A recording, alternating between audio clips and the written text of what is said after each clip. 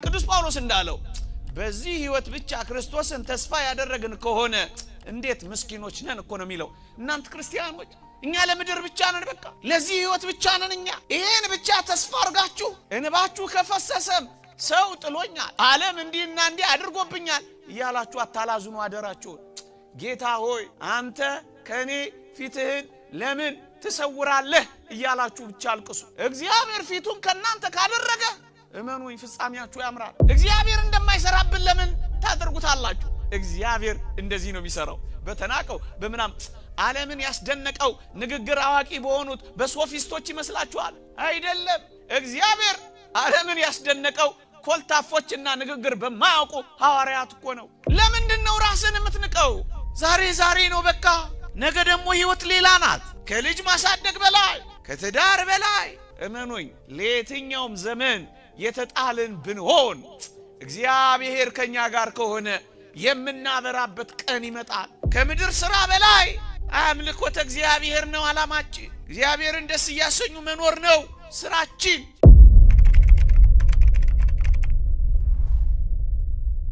ወገኖቼ ጅማሬ ማለት ፍጻሜ ማለት አይደለም። ጅማሬያችን መልካም እንዳልሆነ ሊሰማን ይችላል።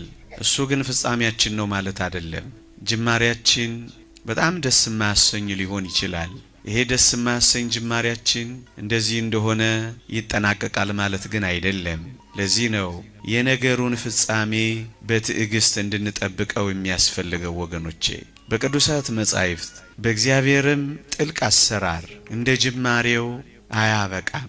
ብዙ ነገሮችን ብትመለከቱ እንደተጀመረ ያበቃ ነገር የለም። ጠዋት በማለዳ አልቅሰው የጀመሩ በፍጻሜው ስቀው ይጨርሳሉ። የእግዚአብሔር ቃል ዘር ይዘው ያለቀሱ ወጡ ይልና ሲያበቃና ሲጨርስ ግን ነዷቸውን ተሸክመው እየዘመሩ ገቡ ይላል። ወገኔ ዛሬ የምትሆነው እኮ ነገ የምትሆነው እኮ አይደለም። በዛሬ መጨለም ለምን የነገ ብርሃናችንን እናጣለን? በዛሬ መተው ለምን ራሳችንንና አምላካችንን እንተዋለን? በዛሬ ባዶነት የነገ ሙሉነታችንን ለምን እናጠፋለን? ዛሬ እኮ የሆነው ዛሬ ብቻ ነው። ነገ እኮ ሌላ እድል ነው። ነገ እኮ ሌላ ቀን ነው። ሌላ እኮ ብርሃን አለ።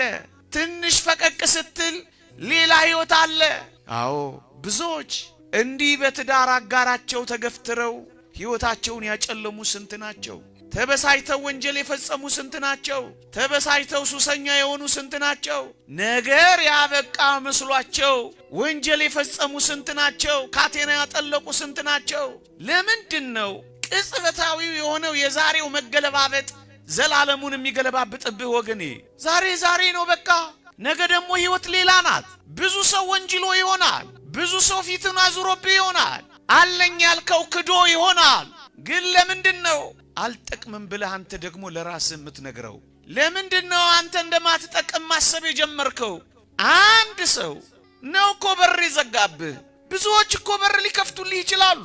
አንድ ሥራ እኮ ነው አልሳካም ያለ። ላንተም ይሆን እኮ ብዙ ሥራ እኮ አለ። አንድ ጊዜ እኮ ነው የወደቅሽው። ለምንድን ነው ለዘላለም ለመውደቅ ራስሽን የምታዘጋጂው? ለምንድን ነው ከእንግዲህ ወዲህ አልጠቅምም የምትለው? ስንቶች በበቀል አልቀዋል። ስንቶች አላገባም ብለው ሸሽተዋል። ስንቶች አንዴ ሲጎዱ ሁሌ የሚጎዱ መስሏቸው ከዚያ ርቀውና ሸሽተዋል።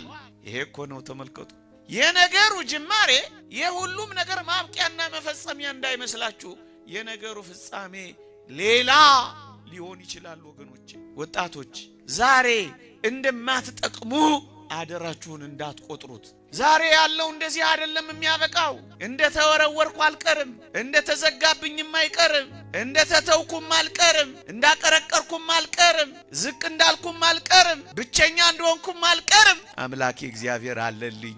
ወጣቶች በአንድ ቅጽበት በደረሰባችሁ ስብራት ለምንድን ነው ሁሉ ጊዜ ተሰብራችሁ የምትኖሩት? አንዴን የወደቃችሁ፣ አንዴን የተሳሳታችሁት፣ ሁሉ ጊዜ ግን መነሳት አለ። እግዚአብሔር ሆይ ብወድቅ እነሳለሁ፣ በጨለማም ብቀመጥ እግዚአብሔር ብርሃን ይሆንልኛል። ጠላቴ ሆይ ደስ አይበልህ፣ ወደ ብርሃን ያወጣኛል፣ ጽድቅንም አያለሁ ነው የሚለው ክርስቲያን። ወጣቶች ዛሬ በሚሆነው ነገር ስራ አጣችሁ ሊሆን ይችላል። ትምህርት አልሳካ ብሎ ተዘግቶ ሊሆን ይችላል። የምወዳቸውን እንዴት እጦራለሁ ብላችሁ ጭርምት ኩርምት ብላችሁ ያላዘናችሁ ያለቀሳችሁም ሊሆን ይችላል።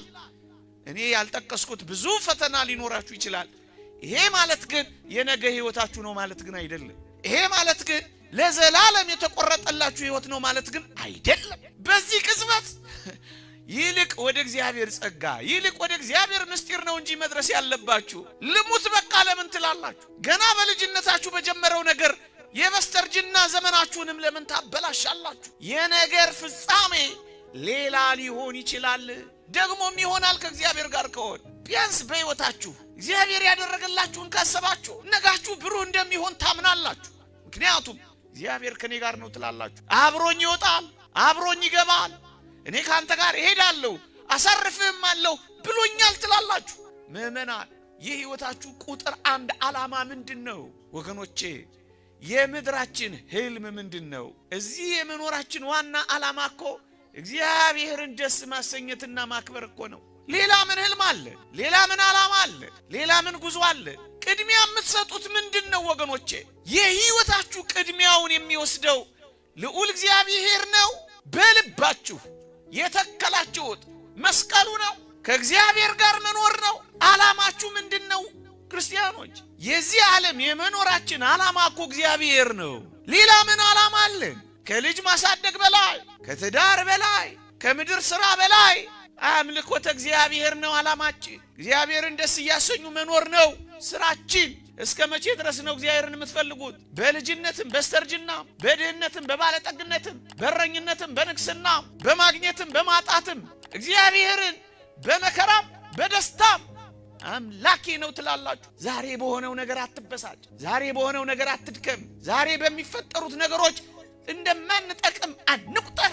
እግዚአብሔር ከኛ ጋር ከሆነ ብዙ ተአምራትን ለመስራት ጊዜ አለን። ዛሬ የሆነው ለዛሬ ብቻ ስጠው በቃ። ይልቅ እንጠንክር። ይልቅ ለነገ ፍጻሜውን ገስግስ። ይልቅ እንዴት እንደምናልፈው፣ ይልቅ እንዴት እንደምንፈታው፣ ይልቅ እንዴት እንደምንሻገረው፣ ይልቅ ለነገ እንዴት እንደምንሰራ እየተዘጋጃችሁ ቆዩ። እመኑኝ ለየትኛውም ዘመን የተጣልን ብንሆን እግዚአብሔር ከኛ ጋር ከሆነ የምናበራበት ቀን ይመጣል። ዛሬ በስነ ምግባር ደካማ ሆነን ሊሆን ይችላል። ከእግዚአብሔር ጋር እንሁን፣ በጸሎት እንበርታ፣ በጾም እንታገል፣ ከልዑል እግዚአብሔር ጋር እንጣበቅ።